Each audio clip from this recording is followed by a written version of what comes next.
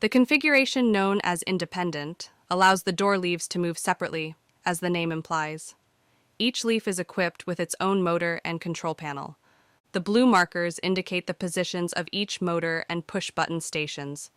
While the example illustrates only 2 wide leaves, you have the flexibility to incorporate as many leaves as needed.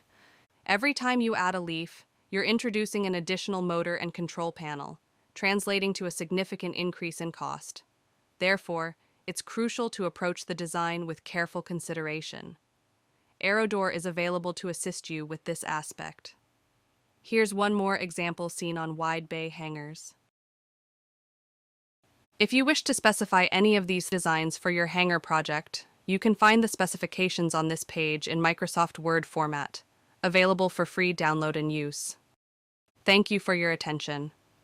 AeroDoor has been managing the design, manufacturing, installation, and servicing of these doors since 1978, all under a single family of ownership.